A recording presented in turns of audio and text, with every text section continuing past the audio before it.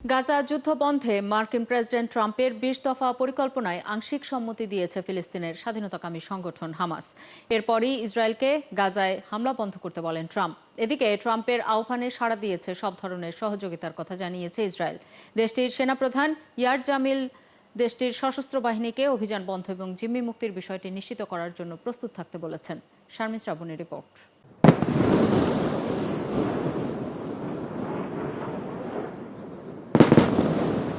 গাজা যুদ্ধ বন্ধের অগ্রগতি নিয়ে অবশেষে একটু হলেও আশার আলো দেখা যাচ্ছে। গাজায় শান্তি ফিরিয়ে আনতে মার্কিন প্রেসিডেন্ট ডোনাল্ড ট্রাম্পের শান্তি পরিকল্পনার প্রস্তাবে আংশিক সম্মতি দিয়েছে ফিলিস্তিনের স্বাধীনতাকামী সংগঠন হামাস। টেলিগ্রামে দেওয়া সংগঠনের পক্ষ থেকে প্রকাশিত এক বিবৃতিতে বলা হয়েছে, ডোনাল্ড ট্রাম্পের ওই প্রস্তাবে উল্লেখিত বন্দি বিনিময় প্রক্রিয়া মেনে জীবিত ও মৃত সব জিম্মিকে মুক্তি দিতে রাজি আছে হামাস। মধ্যস্থতাকারীদের মাধ্যমে আলোচনায় বসতে প্রস্তুত বলেও জানায় সংগঠনটি। একই সঙ্গে গাজার প্রশাসন নিরপেক্ষ সরকারের হাতে ক্ষমতা হস্তান্তরের কথাও জানিয়েছে হামাস। হামাসের বিবৃতির পরে ইসরায়েলকে গাজায় হামলা বন্ধ করতে বলেছেন ডোনাল্ড ট্রাম্প। ধন্যবাদ জানিয়েছেন মধ্যস্থতাকারী আরব দেশগুলোকেও। আমি সেসব দেশকে ধন্যবাদ জানাতে চাই যারা আমাকে এই কাজটি করতে সাহায্য করেছে। কাতার, তুরস্ক, সৌদি আরব, মিশর, জর্ডান এবং আরো অনেক দেশ। এটি একটি বড় দিন। দেখা যাক সবকিছু শেষ পর্যন্ত কিভাবে পরিণতি ঘটে। আমরা এটি অর্জনের খুব কাছাকাছি। হামাসের সিদ্ধান্তকে স্বাগত জানিয়েছে জাতিসংঘ, আরব ও পশ্চিমা দেশগুলো। প্রেসিডেন্ট ট্রাম্প ও মধ্যস্থতাকারীদের ধন্যবাদ জানিয়ে এক্সে পোস্ট করেছেন যুক্তরাজ্য, ইতালি, ফ্রান্স, অস্ট্রেলিয়া সহ বিভিন্ন দেশের রাষ্ট্রপ্রধানরা। এদিকে ট্রাম্পের গাজা পরিকল্পনা বাস্তবায়নে ইসরায়েল প্রস্তুত বলে জানিয়েছে নেতানিয়াহুর কার্যালয়। তেল আবিব জানায়, যুদ্ধের অবসান ঘটাতে এবং ট্রাম্পের দৃষ্টিভঙ্গির সঙ্গে সামঞ্জস্য রেখে ইসরায়েলের নীতি অনুযায়ী কাজ চালিয়ে যেতে তারা সব ধরনের সহযোগিতা করবে। তবে বিবৃতিতে প্রেসিডেন্ট ট্রাম্পের গাজায় বোমাবর্ষণ অবিলম্বে বন্ধের আহ্বানের বিষয়টি উল্লেখ করা হয়নি। যদিও এত আলোচনার মধ্যেও থেমে নেই গাজা ইসরায়েলি হামলা। ২৪ ঘণ্টা ইসরায়েলি হামলায় গাজা সিটি সহ পুরো উপত্যকায় নিহত হয়েছে আরও ৭২ ফিলিস্তিনি। শারমিন শ্রাবণী, ৭১। ট্রাম্পের প্রস্তাবে রাজি হয়ে বুদ্ধিমত্তার পরিচয় দিয়েছে হামাস, এমন মন্তব্য করেছেন মধ্যপ্রাচ্যের রাজনৈতিক বিশ্লেষকরা। বলছেন, আরব দেশগুলোকে সাথে নিয়ে ট্রাম্পের সাথে পরবর্তী আলোচনার ক্ষেত্রে কৌশলী হতে হবে হামাসকে, তবেই শান্তিপূর্ণ সমাধান আসতে পারে। বিস্তারিত রিপোর্টে। ট্রাম্পের প্রস্তাবে রাজি হওয়ায় হামাসের প্রশংসায় ভাসছেন মধ্যপ্রাচ্যের বিশ্লেষকরা। ইন্টারন্যাশনাল ক্রাইসিস গ্রুপের ইসরায়েল ফিলিস্তিন বিষয়ক বিশ্লেষক আমজাদ ইরাকি বলেছেন, এখন পর্যন্ত বুদ্ধিদীপ্ত পদক্ষেপ নিয়েছে হামাস, তবে ভবিষ্যৎ আলোচনায় আরও কৌশলী হতে হবে তাদের। হামাস হ্যাঁ বলে বরং একটি বুদ্ধিদীপ্ত পদক্ষেপ নিয়েছে। এভাবে তারা নেতানিয়াহু এবং আরব রাষ্ট্রগুলোর দিকে সিদ্ধান্ত ঠেলে দিয়েছে। হামাস আসলে বলেছে তারা যুদ্ধবিরতির কিছু শর্তের সাথে একমত। তারা শুধু জিম্মিদের মুক্তির বিষয়ে রাজি হয়েছে। এর পরের আলোচনাগুলোই সবচেয়ে গুরুত্বপূর্ণ। শুধু হামাস নয়, ফিলিস্তিনিদের জন্য গুরুত্বপূর্ণ পরবর্তী আলোচনা। সেই আলোচনায় হামাসকে অনেক কৌশলী হতে হবে। আমি মনে করি এখন অনেকটাই উদ্বেগ কাটবে, কারণ হামাস যদি সরাসরি না বলে দিত তাহলে মূলত ইসরায়েলকে আরো বেশি হামলার সুযোগ দিত।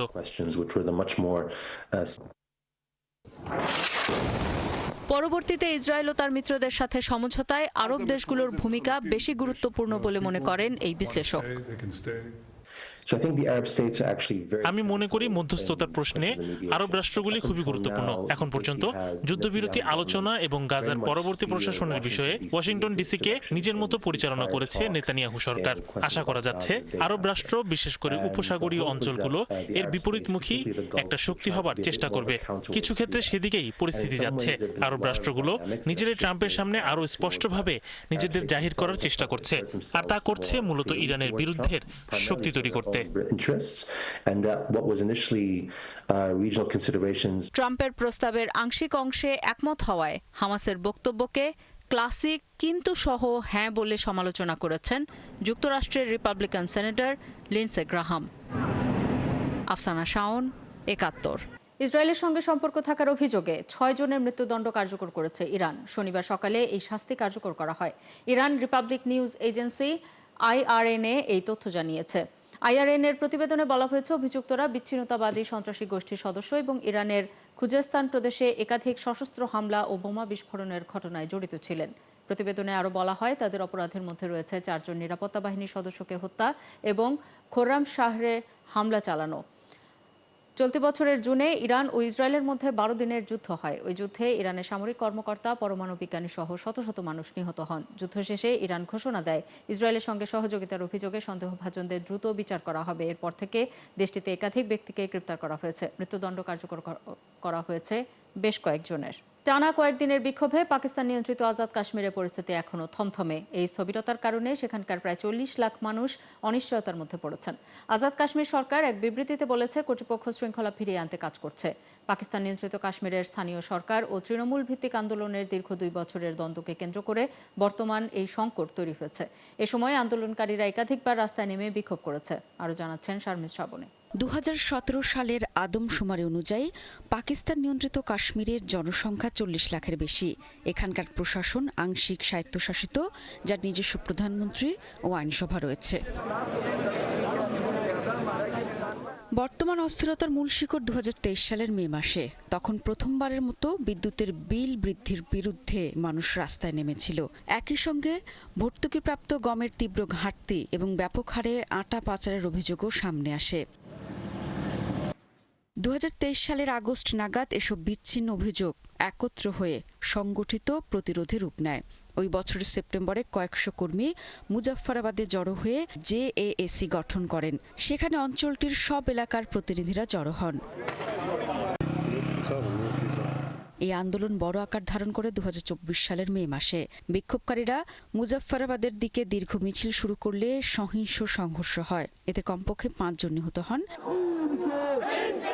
পাকিস্তানের প্রধানমন্ত্রী শেহবাজ শরীফ গুরুত্বপূর্ণ দাবিগুলো মেনে নেওয়ার পরে শুধু সহিংস বিক্ষোভ শেষ হয়। তবে শান্তি বেশি দিন স্থায়ী হয়নি। চলতি বছরের আগস্টে জেএএসি ঘোষণা করেছে তারা নতুন করে আন্দোলন শুরু করবে।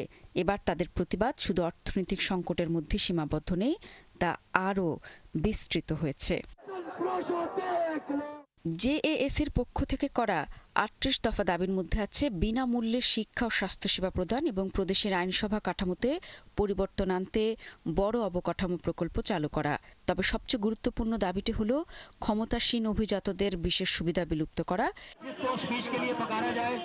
স্থানীয় প্রশাসন বলছে, সরকার জেএএসির 38 দফা দাবির অধিকাংশ মেনে নিলেও আলোচনায় দুটি বিতর্কিত বিষয় এখনও মীমাংসা হয়নি। সেগুলো হলো ভারত নিয়ন্ত্রিত কাশ্মীর থেকে আসা শরণার্থীদের জন্য 12টি সংরক্ষিত আসন বিলোপ এবং ক্ষমতাসীন অভিজাতদের বিশেষ সুবিধা বাতিল করা। কেন্দ্রীয় সরকারের পক্ষ থেকে বলা হয়েছে, সংবিধান ও নির্বাচনী সংস্কারের জন্য আইনসভায় প্রক্রিয়া প্রয়োজন, যা একদিনে সম্ভব নয়। শারমিন শ্রাবণী, 71। মাদাগাস্কারের প্রেসিডেন্ট অ্যান্ড্রি রাজোয়েলিনা জানিয়েছেন, জেনজিদের চলমান বিক্ষোভের মুখেও তিনি পদত্যাগ করবেন না। সামাজিক যোগাযোগ মাধ্যম ফেসবুকে দেয়া এক ভাষণে তিনি অভিযোগ করেন, তার বিরুদ্ধে বিরোধীরা অভ্যুত্থানের ষড়যন্ত্র করছে। প্রেসিডেন্টের বক্তব্যকে অর্থহীন বলে প্রত্যাখ্যান করেছে জেনজি আন্দোলনকারীরা। তারা ঘোষণা দিয়েছে, 24 ঘন্টার মধ্যে দাবির বিষয়ে ইতিবাচক সাড়া না পেলে সব ধরনের পদক্ষেপ নেওয়া হবে।